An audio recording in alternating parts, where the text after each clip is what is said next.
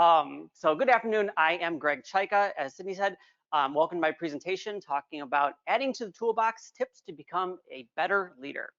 Um, I am a biomed by trade, and therefore I have a lot of technical skills, not a lot of artistic skills. So my PowerPoint is wonderfully designed in PowerPoint Designer. If anyone's ever used that before, it's great.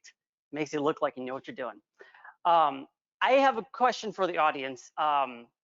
How many people here are in a leadership position now? Wow, okay, and how many here are individual contributors frontline? One, two, okay, cool. Just getting an idea. Yeah, three, okay. So just give me an idea of what's going on. So start with the agenda. I'm gonna talk a little bit about my journey, where I started, how I got to where I'm at.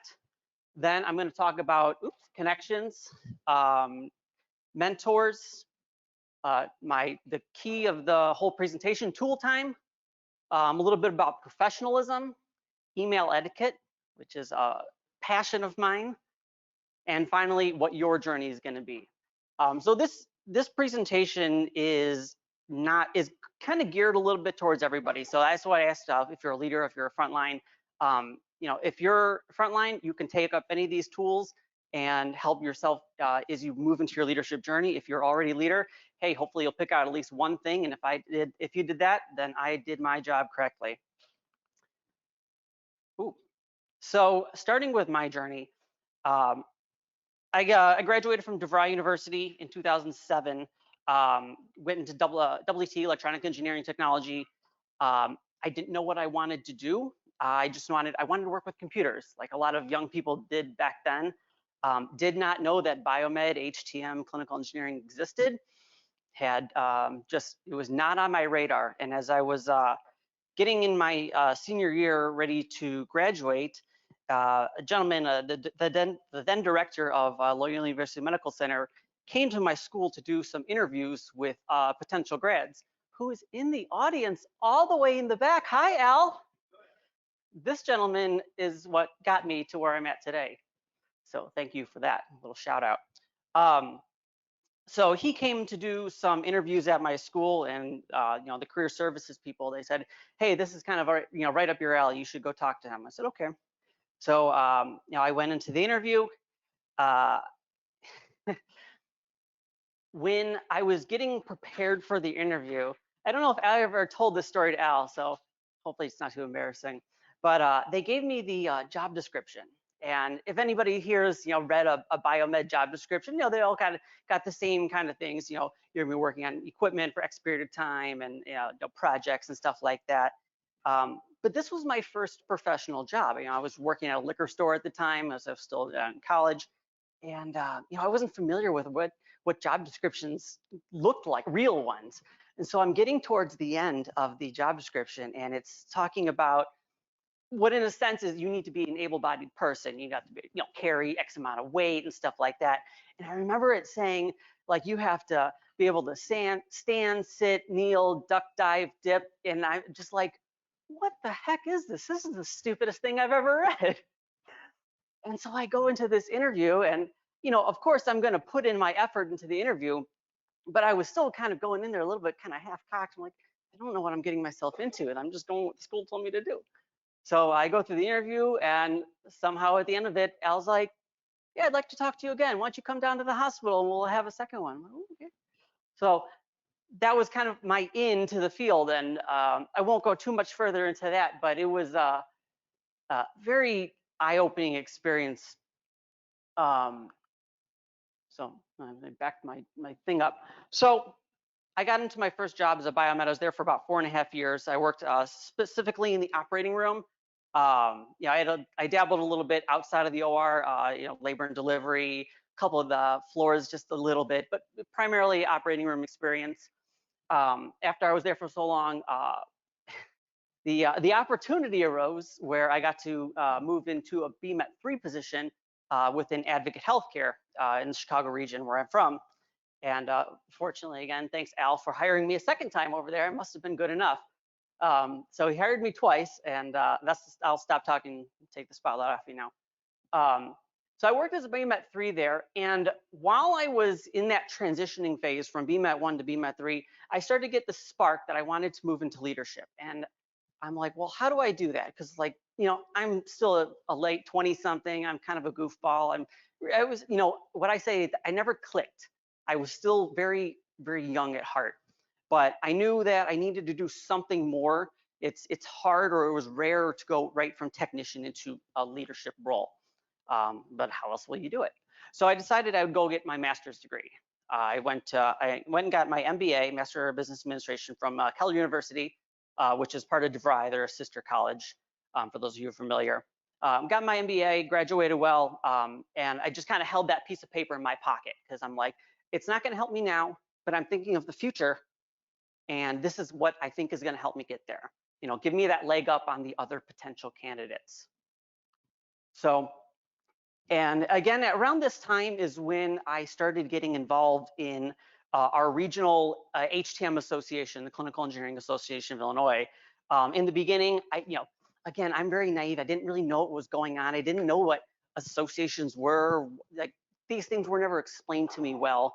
And so I just kind of slowly absorbed bits and pieces of it. So I started attending some of the conferences that we had. And it's just like this. It's like MD Expo, where you kind of have educational sessions, you learn a bit, network, meet some people, get some good food, maybe some drinks, have a good time with that. So I started getting my in that way. After, this is about 10 years into my HTM field, I'm like, all right, I need to get into leadership, but it's that I have to break through that barrier. I know the front line really well. I feel like I'm a good technician. I work hard. I get my PMs done.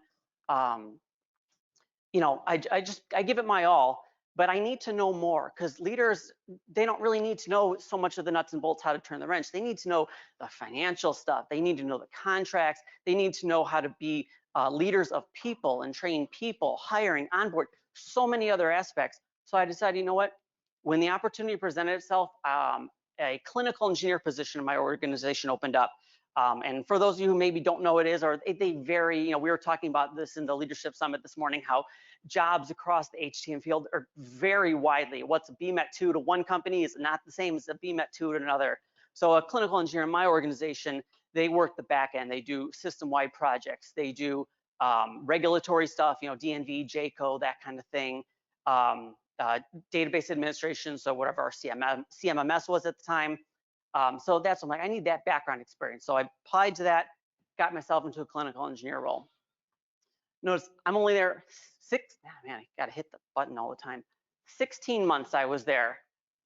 And I'm talking to my then director at the time, not Al, different person now.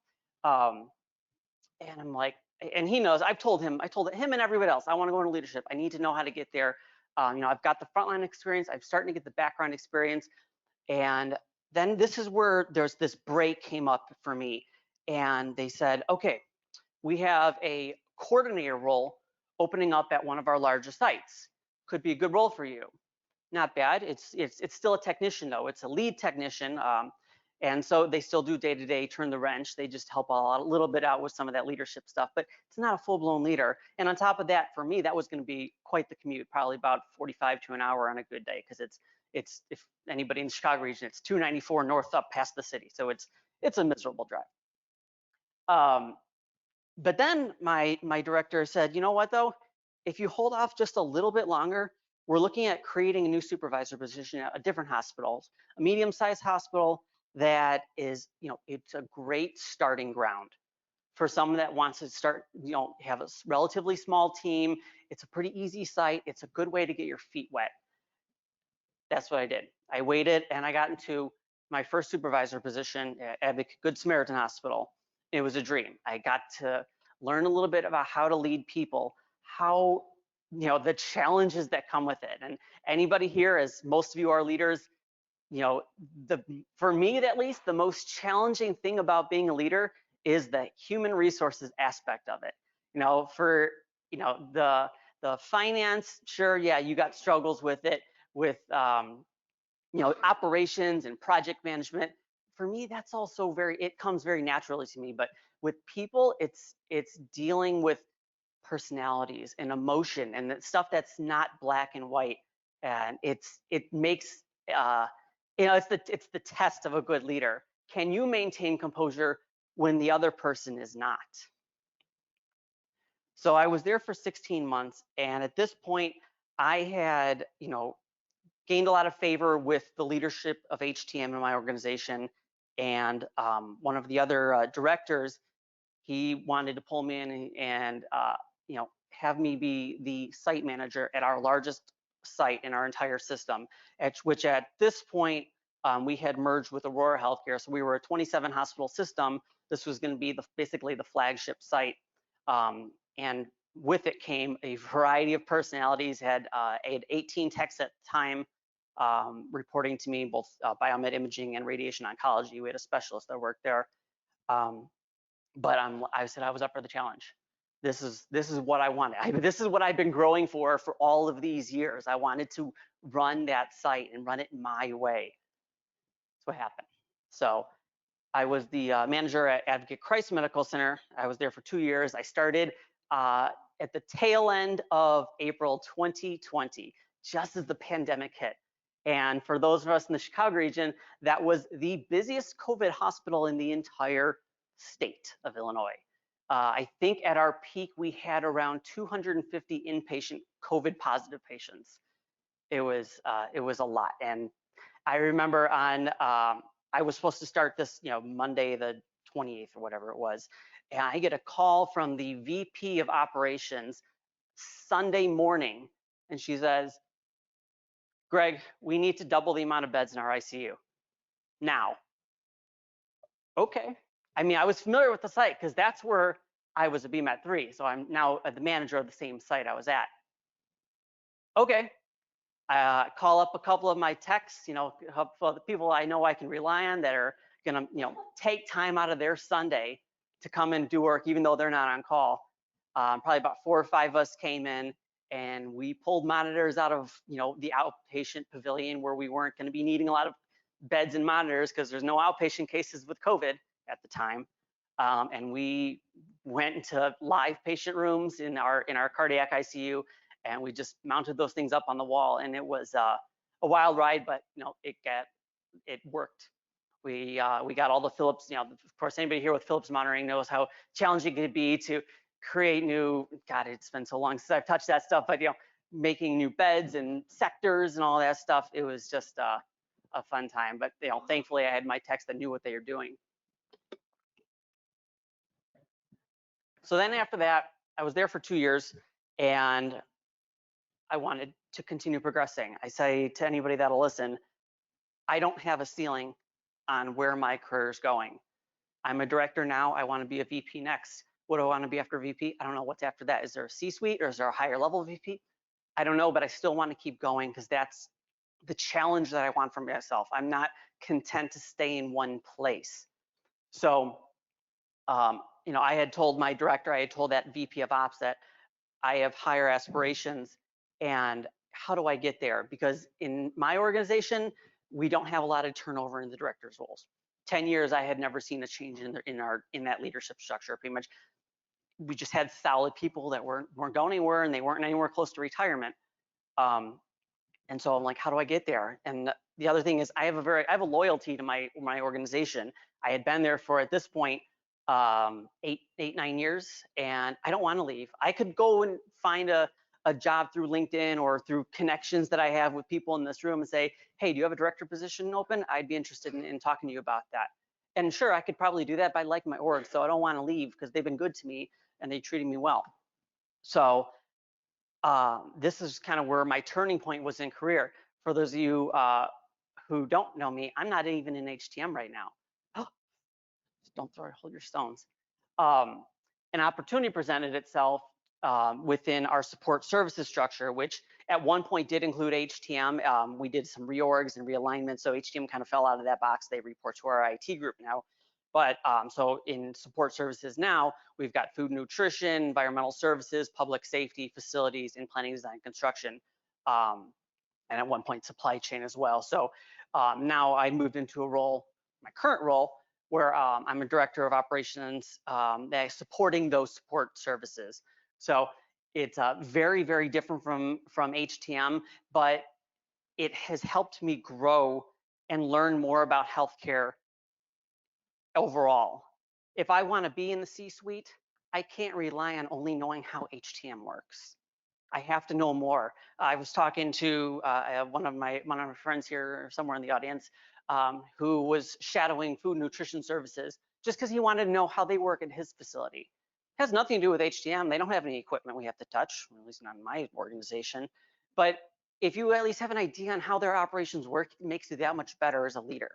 And that's among the reasons I went into this role as an operations director, so that I can get exposure to all these other support services and see how they work.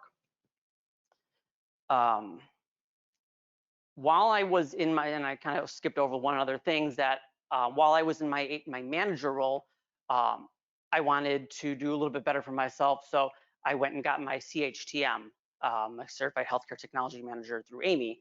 I had already had the CBET from when I was a BMET 3. I had decided I wanted to go and kind of advance my career a little bit, and I thought that would help too on top of that master's degree. So I went and got the 2 certifications, and anybody here who has a CBET and is maybe thinking about CHTM, it's way easier. Didn't have to study for that one. If you have any kind of common sense, it's a pretty good test. So it's worth having, and you get to put those nice little letters after your name. Makes you look like you're smarter. So I want to talk a little bit about connections. This is how you get yourself out there. Let me ask another question to the audience. For those of you who do not know me personally, how many of you recognize me through media, LinkedIn, MD Expo, or other types of avenue? We get a couple of head nods. Thank you. My point was that it's exposure. How's a better one? Or how many people here know Chase the Bearded Biomed or Justin the Better Biomed with their YouTube? Yeah. The same exact thing. They're doing the same thing I'm doing, is getting out there, putting their name in front of people so that they get that recognition. In the worst of times, if I got laid off, if they decided my job doesn't need me anymore, this opens doors because now people know at least who I am. I'm not going in blind saying, hey, listen, I'm looking for a job. Do you know anybody, or do you have anything in your organization that might be able to help out? It's a good way to make connections. Or if you maybe don't like your current job, it gives you another opportunity. So within your organization is the best way to start making connections. Talk to your managers. Talk to the front line.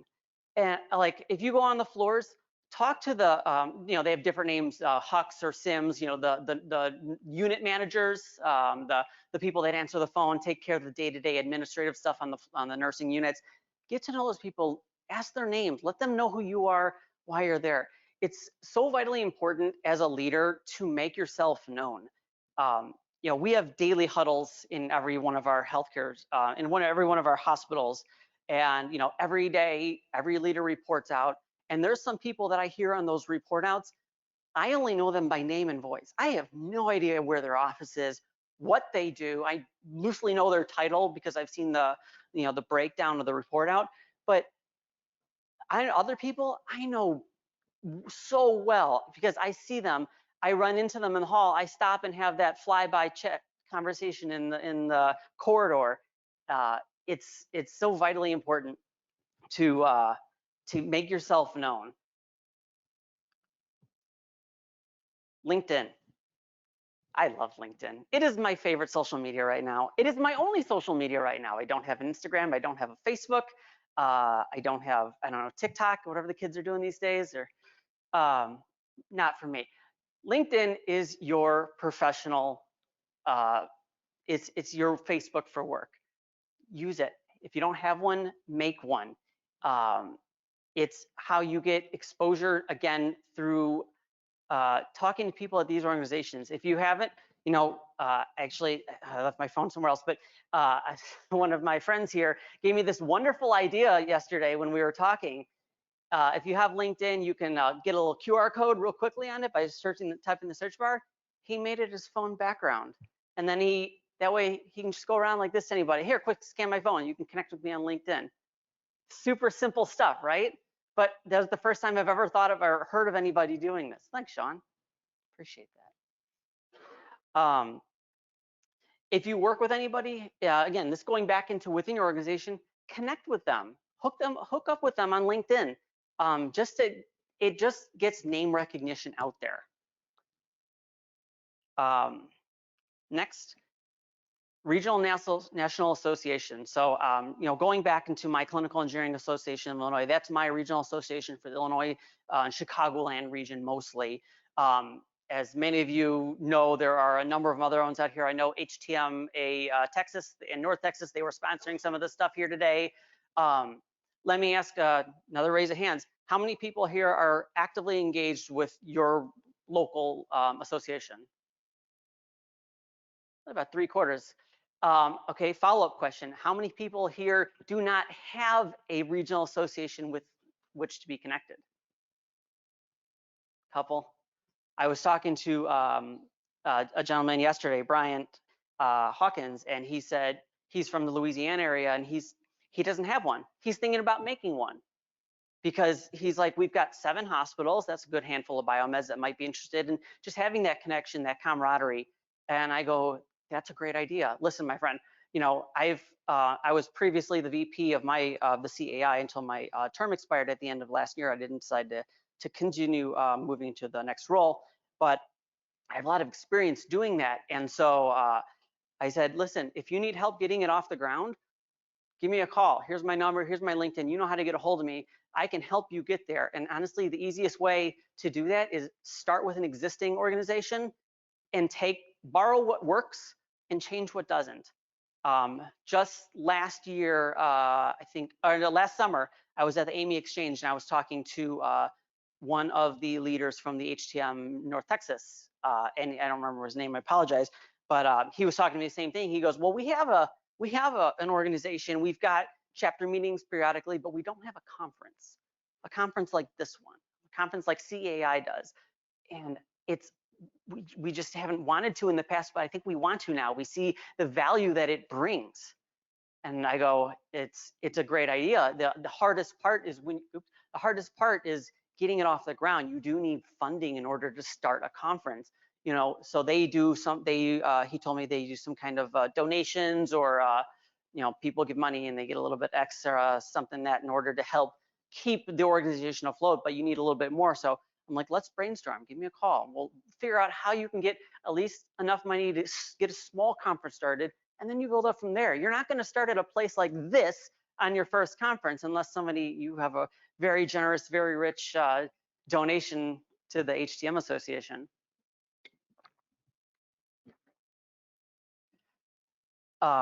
In addition to the regionals, I had kind of mentioned AMI a little bit, AAMI, they're another big one. They do all the certifications for CBET, CRES, CHTM. They've got their annual conference. My opinion, personal one, is a little bit more prohibitive to get into. It's more like this is a freebie to get in. They actually make you pay at the gate to get in, but it does have a lot of value as well, especially with the vendor expo like we're going to have later this afternoon. So another great organization to be hooked up with. There's another one that I did some volunteering for a number of years called Project Cure. For those of you who don't know who they are, they're not an HTM association. They are a nonprofit that takes medical goods, so not just medical equipment, but supplies and stuff like that, and donates them to third world countries. And they have a huge nationwide operation. They send truckloads of stuff across the ocean and gives it to like Nigeria and Ethiopia and a ton of other countries. Great work, but they're always in need of biomed techs to validate the equipment is functional before they ship it out. They don't want to ship out broken stuff. That's no good and it's wasteful for everybody. It costs them money to ship everything with weight and stuff like that. So with Advocate for a number of years, we were going and spending the day volunteering to repair the equipment. And I remember the last time I had done that, they had 3 Narcomed GS anesthesia machines. Anyone's familiar with the GSs? Yes. Yeah, they're old ones. They're workhorses, but they had 3 of them. 2 of them were in pretty good shape, minus having 0 vaporizers. The last one had a ruptured oxygen tube on the inside. So, you know, after diagnosing that, I managed to get a little bit of tubing from work, you know, it's that little nylon, whatever 3 diameter it was, and replace that, test that, works fine, ship it out. So it's just a really good feel-good thing to do. But again, it gets you more exposure, gets you volunteer work, gets you, you know, something to put on the LinkedIn profile to just, you know, make it a little bit thicker, which is nice to have. Lastly, people in the industry. I'm gonna swipe down here just a little bit. This is the industry, this event. People here, like I said before, talk to the people who are speaking. You know, everybody that's speaking, I mean, I can't speak the keynote, but all the other speakers, they are HTM by trade. They are leaders in their own right, and they have something to share, and they're all going to want to connect. They, like myself, they all want to get their name out there.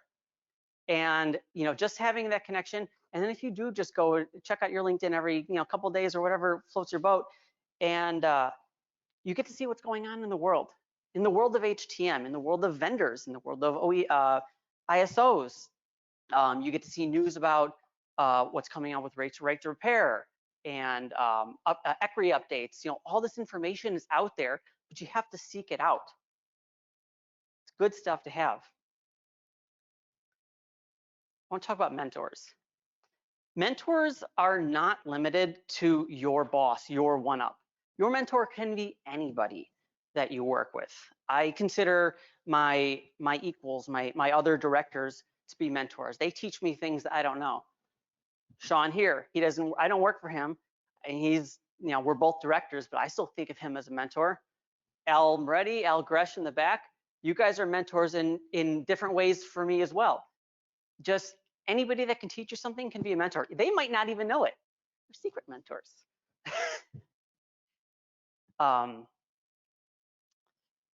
So yeah, be open-minded about learning and different way that other people do things.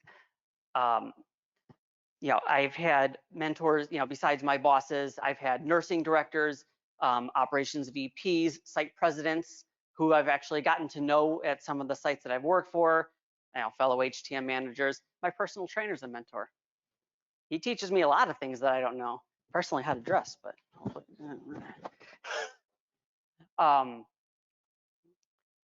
so, you know, sorry, swipe down here.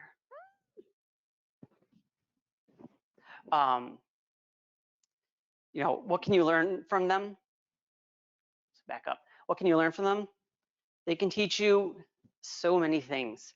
You know, what to do, what not to do. I consider it, you know, anybody that I think about as a mentor, I'm looking at everything that they do to see, are they doing it the right way? Or what is the right way?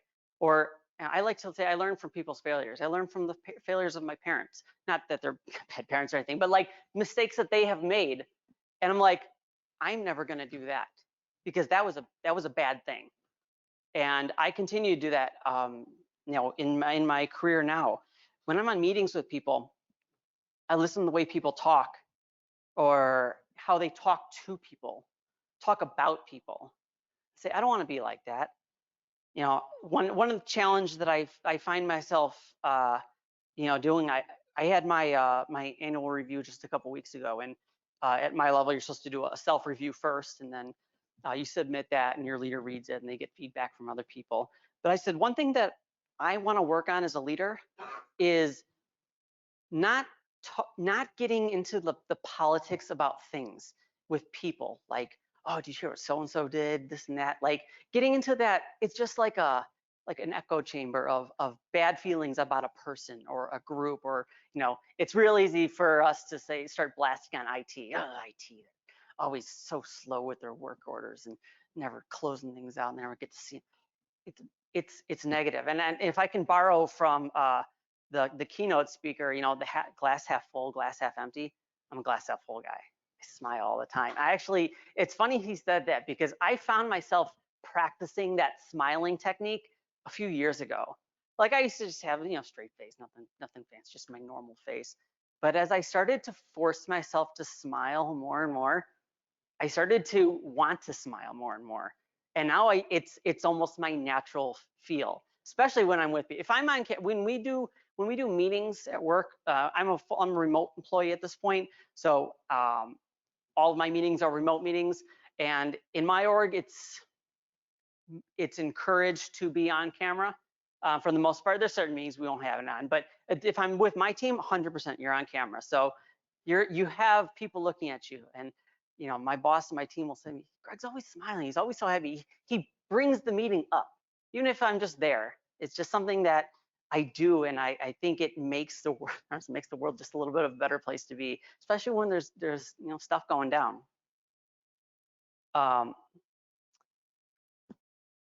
What can you do as a mentor? Never, ever, ever, ever, ever, ever, ever hold somebody back from their potential. As I was climbing my way from biomed to clinical engineer to supervisor to manager, all of the leaders that I was reporting to could have put their foot down and said, I'm not going to let this happen. I need Greg on my team. He's too much of an asset, or pick a reason. We don't want to lose him. We need him right now. None of them did that. And I've said this before to my friends and my coworkers. I go, if I ever had a leader stand in my way and maybe put a bad word in, false bad word to the hiring manager, don't hire Greg, he's not good, you don't want him, you leave him with my team, they'd lose me in the organization. I'd quit in a heartbeat, because that is unfair to everybody. So that's one of the hardest things about being a leader when you have a lot of good people on your team, is knowing that you can't always hold on to the ones that you want to, and you have to sometimes let go.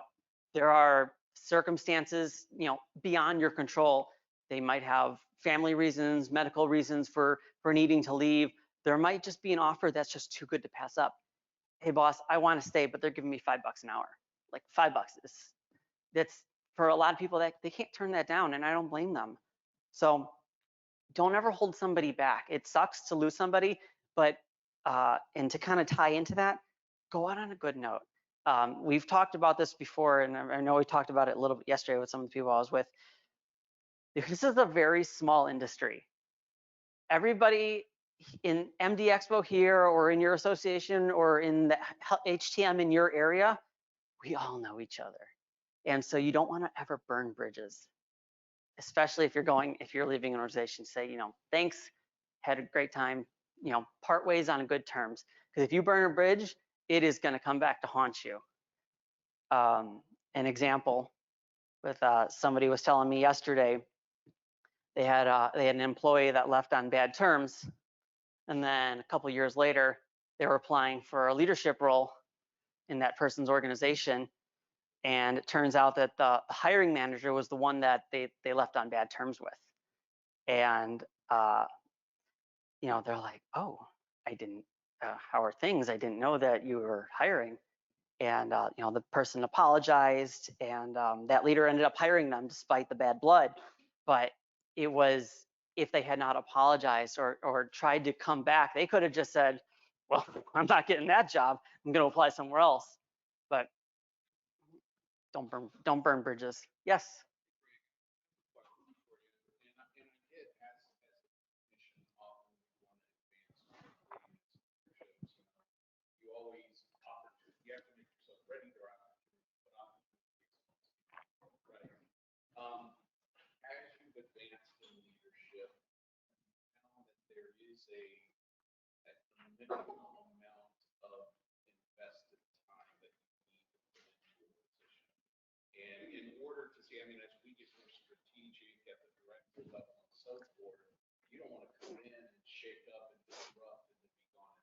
Mm-hmm.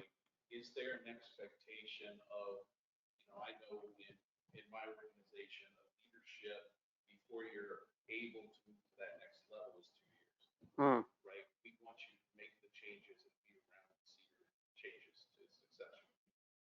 But how do you feel about like really investing time in people? That's a great question. I don't know if there's a minimum. I mean, there's no right answer to that question right off the bat. It's going to vary by person, vary by the role, the department, the organization, and vary by what they end up doing. I've not been in a position where I came in and really shook things up crazy. I'm under the, my mentality is more, if you're going to start in a new position in a new location, you need to get a lay of the land first before you come in and start, tearing down walls. Is there a set amount of time before you're like, okay, I think I get this place now, let's start making the changes I want? No, it varies. Like when I was at Christ, I was there for 2 years. It was probably, I made little tiny changes when I started, things that nothing that was going to shake up or upset the status quo. And it was probably, a year before I really started making the changes that I wanted to make, that I thought would benefit the shop and the techs and myself or the organization. So no, the short answer is I don't think it's as short a minimum amount of time. Although, if you were going to move into a position, shake things up with the intent to leave in 6 months, I don't personally agree with that, because I feel like you need time to understand what you're getting yourself into. But I think that's like some of consulting works like that. I'm not a consultant yet, so I don't know. Thank you though.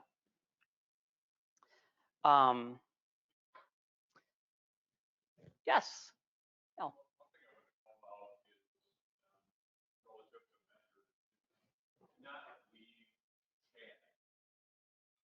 Finding good mentors.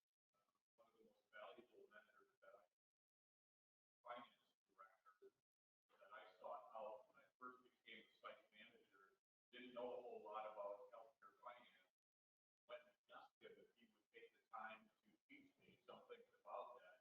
And it was invaluable in helping me to frame presentations and requests that I had made going forward in a way that I knew what finance was looking for, and frame it in a way that I was more likely to get approval. But whether it's a finance person or chief nurse executive, don't leave those things to chance. And what you will find is that more often than not, they feel honored to do that, and more likely than not. Well put. Thanks, Al. Yeah, I completely agree with that. You do need to go and be proactive. I mean, as a leader, you should be proactive anyway. You shouldn't be, we don't want to be a reactive department. Preventative maintenance, not reactive maintenance. The last thing I have to mention on here is admitting your shortcomings. For some people, it can be really hard to say that they're bad at something. I don't think I'm a very good public speaker. It's one of the reasons I'm here today. I wanted to get better public speaking, and the only way to do it is speak publicly. But it can really connect with your team when you say, listen, I don't know all the answers. That's why I have you. I'm working on this. I want to learn how to do this. There's so many resources out there to become better at what you do. Not HTM related, but personal project of mine. I was never a particularly carpentry, handy tools, that kind of thing. Like I know biomed, I know electronics really well, but when it came to saws and plumbing and stuff like that, it was never really something I was good at. And I wanted to gut my kitchen in my old house and just redo the whole thing from scratch. It was just a crappy kitchen. I watched a lot of YouTube videos. I watched a lot of, I Googled a lot of things. Went to the store, went to Menards, my favorite store, bought a ton of tools, little bits at a time. Well, I need this tool in order to do this thing that YouTube says I need to do.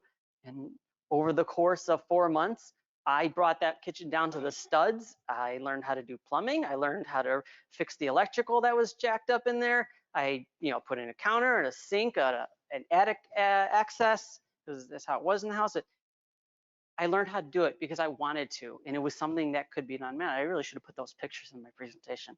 Remember that next time, really good pictures before and after. Let's talk about tools. Let's come closer because I wrote all my answers right here in the presentation notes. Okay, number one, there is more than one way to get things done, and the tech that you might assign to do it isn't always going to do it the way you want it to be done. That was a quick lesson I learned right away when I became a manager, or when I became a supervisor. I'm like, hey, we have new inventory coming in. We need to, grade it and tag it, test it, do the works. And, tech starts going at it, and I'm like, oh, I wouldn't do it that way. Well, I wouldn't put the I'd be breaking up the cardboard this way, or I don't like where we put the sticker on it. The sticker should be in the upper right, little things like that. But at the end of the day, you have to ask yourself, is the job still getting done? Did you empower that technician to do it the way they think it should be done? As long as you're still meeting those codes, those requirements, those regulatory, let it be done and just be on your way. If you start to nitpick and micromanage, it is not going to end well. You're going to put yourself in a bad relationship, because then they're going to come to you every single time something has to be done and say, is this the right way to do it, boss? And you don't want to put yourself in the position. Like, a good leader empowers their team to make their own choices so that they can maybe become leaders one day if that is a path that they want to pursue. Number 2, never let off the gas. As I was talking a little bit earlier about, HR is the hardest part of my roles as a leader, dealing with the different personalities, and so, they got little cliques going on over here, and the new person's over here. I had a new person to hire, fresh grad. She was wonderful. She was smartest person on the team, and Tex didn't get along with her because she did everything by herself, because she could. She figured it out. She didn't know, she read the manual, or she Googled it, or whatever she had to do in order to figure it out. And it was just dealing with all these different personalities was hard. So over those 2 years, as every leader here can attest, you have to always be on. You're always pumping the gas in order to keep up with everybody. If you start to slow down, they're going to overwhelm you. Number 3, be a resource for your team. That was one thing that not all leaders might have the opportunity to do. And what I mean by that is, I was a biomed technician, 10 years experience, through a variety of areas in the hospital. Not all of them, mind you. Never touched imaging equipment, never touched dialysis equipment, didn't touch lab equipment. So I knew very little about those things. And honestly, even like Philips networking, I barely touched it. Telemetry, never touched it. I could do anything you want in the operating room though. So, but if you are a technician that moved into leadership, you at least have an idea on what they're doing, what their problems are, and the stresses that they have to deal with. Being a resource is having that technical mindset to be able to help them when they're in need. There's time, like while I was a manager, I like to consider myself almost like an extension of the technicians. I would go out there and help them with repairs when they got stuck, because I knew what I was doing, and I taught them how to do it. I didn't do the repair for them, that's not my job, but I gave them the tools, the know-how, so that they could do it themselves, and then they can train somebody else to do it. I learned more about Philips networking, dialysis, imaging, lab as a manager than I ever did as a technician, because I got hands-on with it. I wanted to know what they were doing, not in a micromanage, what are you doing kind of way, but can you show me what you're doing? I'd like to learn this.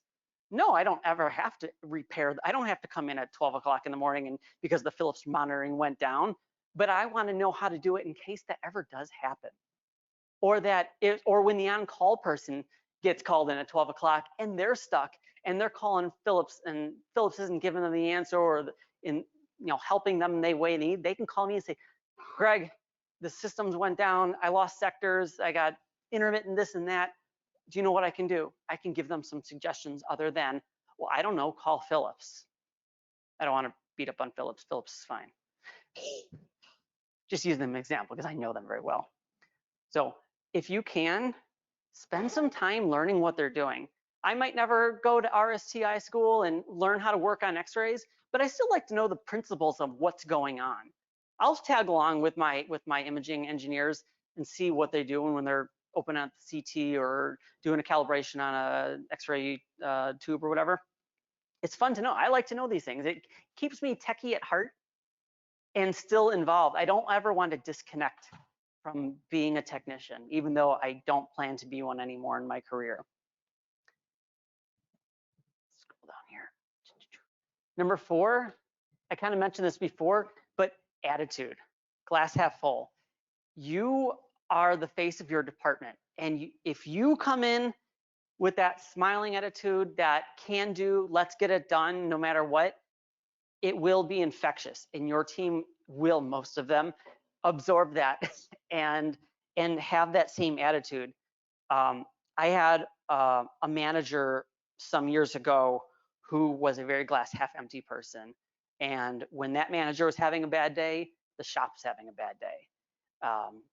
And anybody that's gone through that knows it's a terrible time. You don't want to be at work. If your boss is saying, I don't know how we're going to get this done, this isn't going well, blah blah blah blah blah, what incentive do you have to try to figure it out? If your boss can't figure it out, you know, you kind of absorb it in a bad way like that. So you stay positive, and it's being able to like turn it off and on like a light switch. You might get a bad email, whatever it is, and you're like, oh God, I can't believe this. And then your tech walks into your office and they want to talk to you. So, you know, close the door kind of thing. You gotta, hey, what's going on? How can I help you? Or whatever. You have to be able to flip that switch. You might be feeling like crap on the inside. You don't want them to know that, because it's just gonna rub off. And if they're coming in with more bad news, it's gonna just compound it. Number 5, participate.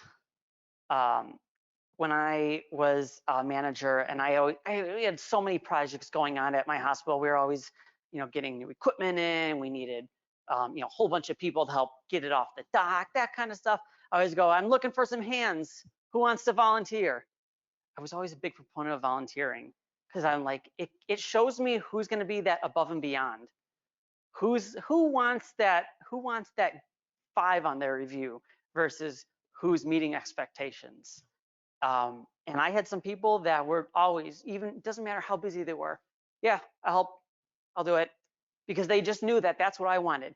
And when I say participate, me too. I'm not afraid to get my hands dirty. I'm not going to say, okay, you 5 techs go unbox these, you know, 35 new vitals monitors. I'm rolling up my sleeves and getting a wrench too, screwdriver, whatever, because I've had so many techs come and say, I really appreciate you as a boss because you do the work too. You're not just managing me to do it. You're leading the charge. You see those stupid pictures where the leader's pulling everyone in front. Yeah, that's the kind of person I want to be, and I strive to be, because then you get the respect. And then when you do need to ask them for that hard thing, hey, I need someone to come in and do time change on at 2 o'clock in the morning, or hey, the on-call guy is sick and we just had something happen, we need someone to go in, then you'll get those volunteers, because they'll respect you enough to answer the phone call on Saturday. Last one here, really simple, assume positive intent. I love that saying. We are all here when we go to work, we're all trying to do our best. No one goes in and like, I'm gonna half-ass it today. Just gonna wing it, I don't care. You have to assume that everybody's going in to do their best. And we all want what's best for our patients, right? So at the end of the day, we are here for the patients. And so, you know, you might come into those times where you're like, what is this person thinking? Why are they sending this? Or why are they doing what they do? It just doesn't make sense to me. It might make sense to them on their side. So step back and think about it, or reach out and ask, hey, can you help me understand what's going on here? Why'd you make that decision? Everybody has a reason for doing what they're doing. We're decent on time. Professionalism. Oh, this is my favorite slide. Ready? get a good headshot. Link it to your LinkedIn profile. It is it is really a nice thing to have, honestly. One thing that my regional association, the CAI, did at our last conference in the fall was we hired a photographer to come in, and they set up right in the main lobby throughout the whole day, and in between classes, or if people wanted to step out, they went and got a professional headshot free of charge for the attendees. We paid a little bit of fee to the photographer. Worked out great. I think we had 70 or so people get their headshots out of like 200 attendees. So, and even some vendors stepped in. Like, yeah, like from the exhibit, because we have an exhibit too. Yeah, it was a great thing. People loved it. I think, Sean, we're keeping that going next year. Great. Yeah, we really liked him. But yeah, he took that shot. And he took 2 for everybody in case you don't like the first one. Creator update the LinkedIn profile. I'm not going to harp on LinkedIn anymore. I think I've said enough. LinkedIn is not Facebook. Don't post your stupid shit on LinkedIn. Keep it professional.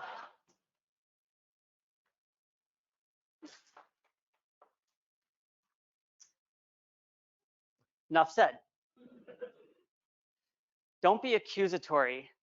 And this kind of ties into my email slide a little bit later, but one thing I've learned over the years is when you start accusing people of something, even when you don't mean to, you come across very, very harsh, very brash, and you're not going to get the answer that you want. I just said it a few minutes ago when I was giving that example about somebody, why are they doing what they do? And you know, when you reach out to them, don't say, why'd you do that? That's an accusatory statement. Can you help me understand what you mean by that? It's less accusatory. It's more, you're opening the door. You're inviting an answer rather than demanding that they explain themselves. It makes a big difference. And one of my secrets of leadership that helped me get to where I'm at is using those non-accusatory statements and phrases and speech in both verbal and in email, because then you start to get the respect of people. People are like, I mean, somebody probably doesn't like me, but I think most people that I know think, oh, Greg's a pretty good guy. He'll get the job done. He'll help out where he needs to, and you know, he's not a jerk. Yeah. Oh my God.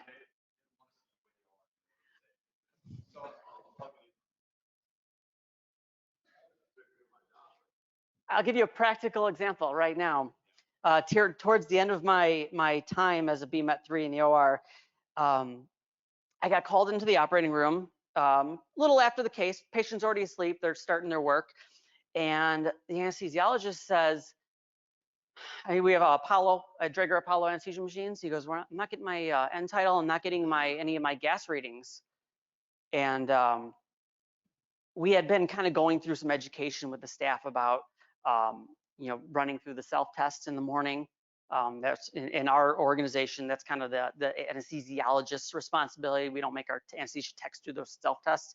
I know some do, but that's not how we did it. And so I asked him, like, and this was the first case that I'm like, did you run the self-test in the morning? Like, the machine was off. I'm like, did you turn it on and run the self-test? No. And I don't remember the exact words I used, but it was something snarky. And he all but kicked me out of that room. I came back and we fixed it. I think we ambooed the patient, rebooted the machine, did whatever we have to do to get it fixed, and ran fine after you run the 3-minute test that he didn't feel like waiting for. But it was a very eye-opening moment. I think that was probably the last time I was really snarky with a doctor. So, I mean, yes, I've made mistakes. I am not a perfect person. I've had, you know, my patients, you know, torn with some physicians, anesthesiologists, technicians. Why do you do what you do? I don't understand your thought process. And those are the things that I've learned over the years is just settle down, just be calm. If the last thing you need in any operating room is chaos. What's going on? So I have a similar problem with the techs that are under me. You know, during the pandemic, we all started using Teams. You know, Zoom was there for a while, but I found myself getting this, at least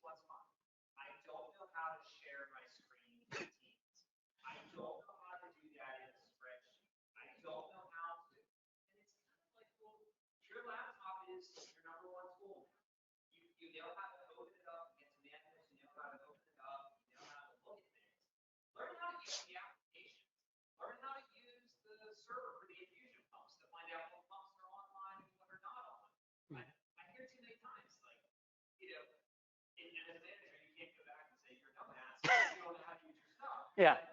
That's what you want to say. You're thinking about it though. But it amazes me that there's that level of they don't aspire to achieve much versus somebody who is like, oh, it's a new application. Let me learn how to use it quickly and then you move forward. But not knowing how to share on teams anymore is not knowing how to check. They've hit their ceiling. They have an artificial ceiling that they've set for themselves, and they will go no higher. I've seen that in techs of all generations. I don't want to say it's maybe it's the ones that are in close to retirement. I've seen young techs who are like, I don't want to. I don't want to learn. Just tell me how to do it. Just fix it for me. And you know, how do you encourage them to go find the answer for themselves? I mean, there's 100 ways to do it besides just showing them yourself. Honestly, there's a website. It's, can I Google that for you? And you just type in whatever your thing is, and it like literally makes a little video of them typing in Google the answer. It's super silly and kind of sarcastic, but I wouldn't recommend that. But I would recommend you kind of train them that the answers are out there. How do they find them? If they're a senior tech, I mean, they should know how to find answers. That's their job as a senior tech. It's like you have manuals, vendors, peers. There's 100 ways to figure out how to fix something that's broken. But something like that, Google, how do I share my screen in Teams? Enter, and the answer's there. And that's what you kind of have to politely drill in, my recommendation. Okay, this next slide, I totally lifted this from my healthcare organization's annual trainings because I love this slide. It's called Consider Your Behavior, and this is something that I had printed out and had on my wall behind my desk every day as a leader. And if any time I wasn't sure about something, I would look at this slide and remind myself what the right thing to do was. If what you're doing is right, you will be able to answer yes to the following questions. Am I being honest and truthful? Am I acting fairly? Am I acting in the best interests of my organization and our patients? Would I be proud to tell my family about my actions? Is it consistent with the law and my organization's policies? And lastly, and most importantly for me, would I be okay with seeing my actions reported on the TV news? I am serious about this one. Anytime I was in a position where I was like, I need to figure out the serial number of this monitor, it's up on the 8th floor. The right way to do this is get on the elevator and go up to the floor, check out the serial number. Or you know what, I can look in the CMS and maybe guess it might be right, but I'm not sure. My don't be lazy is like another step I would add into this is don't be lazy. Just do it the right way. Set a precedent and set an example for your team. I would hate to have anything I do negative or wrong be reported on the TV news. That's terrifying to me. Think about it, because you know, it doesn't matter your politics or your news, but news can spin anything to be positive or negative. Greg stands on a platform and doesn't have a matching shoes with this, you know, whatever. Oh, my shoes are great, thank you. But I love this. These are kind of like my guiding principles, my North Star.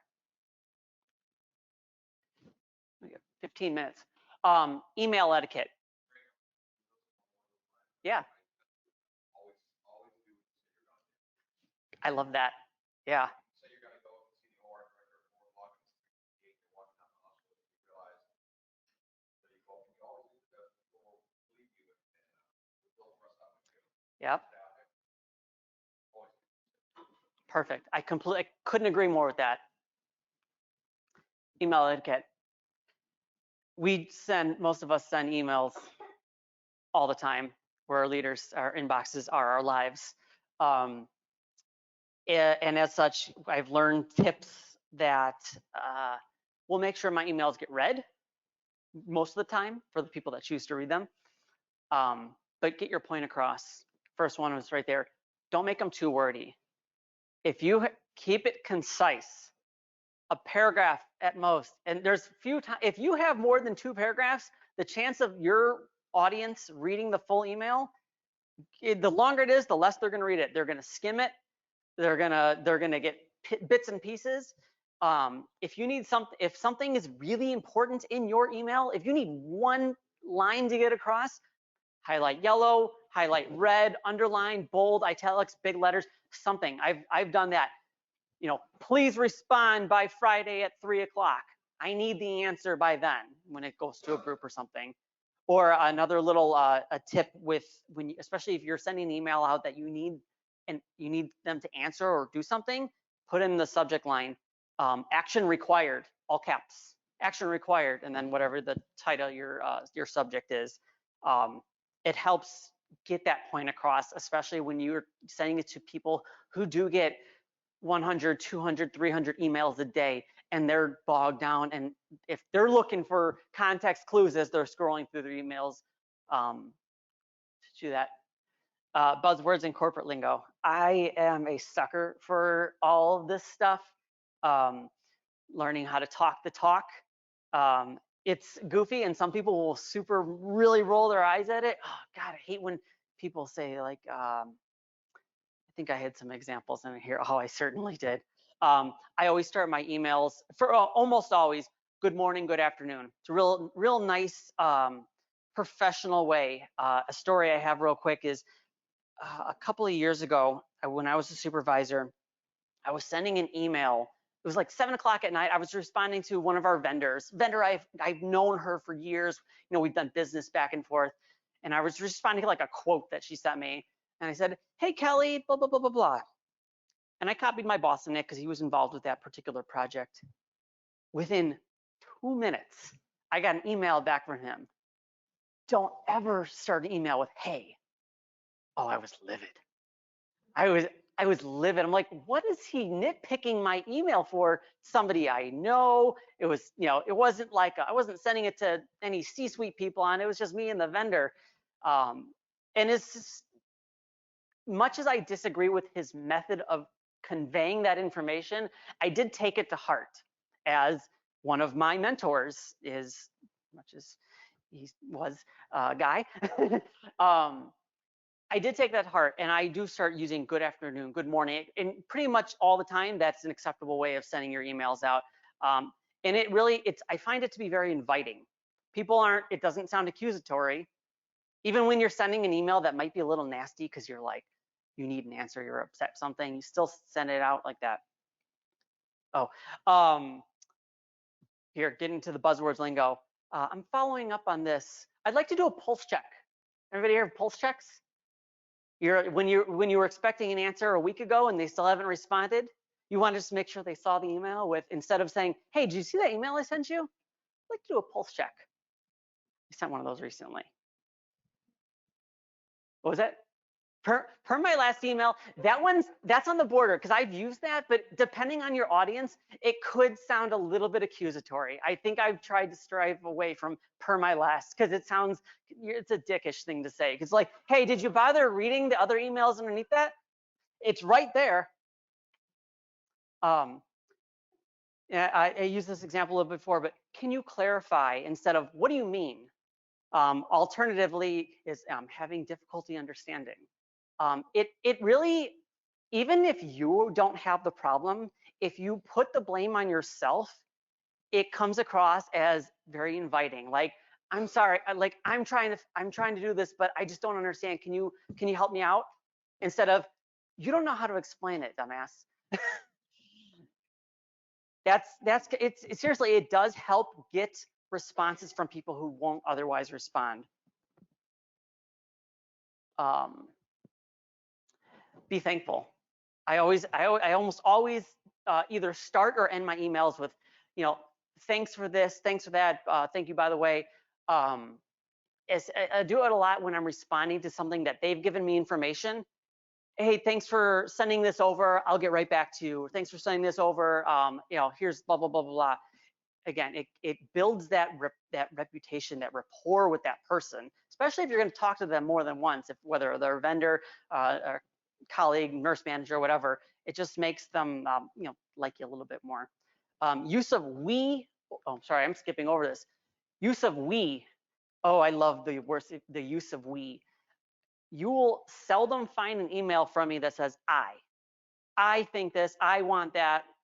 I always say we. It's like, as a group, we need to know what's going on with this. I can understand maybe confusion sometimes. They're like, who's we?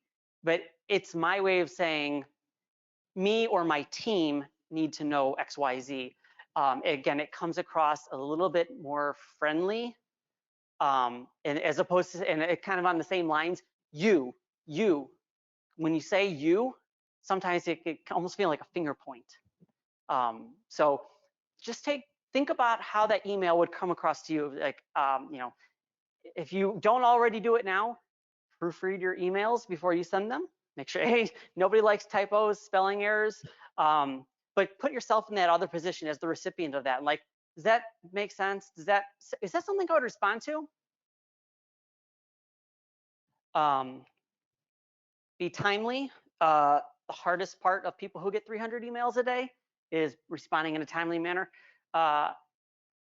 Just a shout out, shout out your opinions. What's the appropriate amount of time to respond to an email that had a request from you?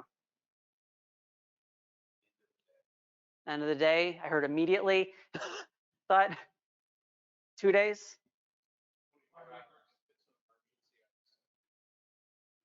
Yeah.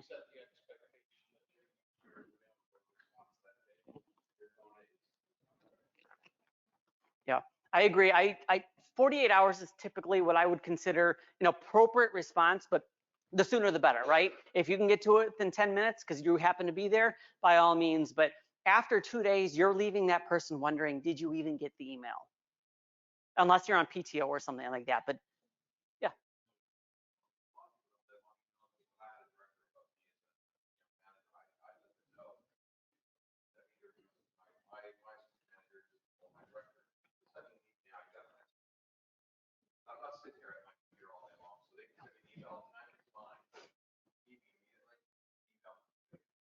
Yeah.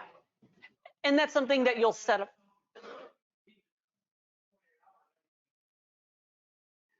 That's true.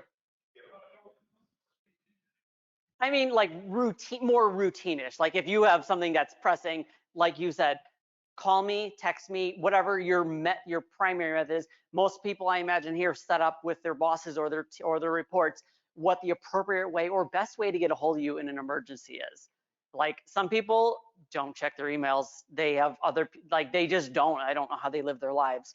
But like other people, it's like, no, if it's something's emergency, you text me. I will answer it because I'm always have the phone in my pocket. Pause and proofread. I already said that. Pretty much just make sure your emails are accurate. We're seeing coming, especially as you move up the ladder into past manager or director or VP level roles. If you see like just poorly written emails, I think it really says something about that person that's like, you couldn't take the time to just an extra 30 seconds just to make sure this looked right, especially when your audience, I mean, who knows what your audience is, but just make it look right. You do yourself and everyone else a favor. And okay, last turn. 5 minutes. Okay. Oh, no time for Q&A.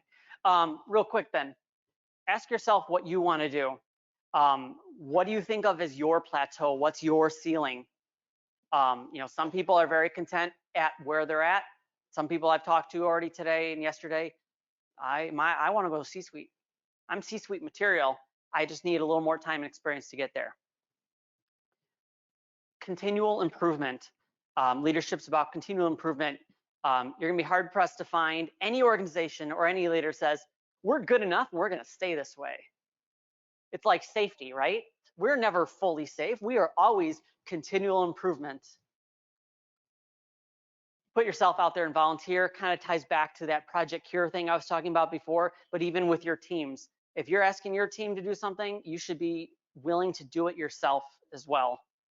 Don't say like, just another example I had is when we were unboxing, pallets of new equipment. Well, I'm not above going to get that gondola, throwing all the garbage in there, taking it out to the dumpster. because, you know, whatever the reason is, I have no problems getting my hands literally dirty, even if I'm dressed like this. I don't care. That shows that I'm willing to be part of the team.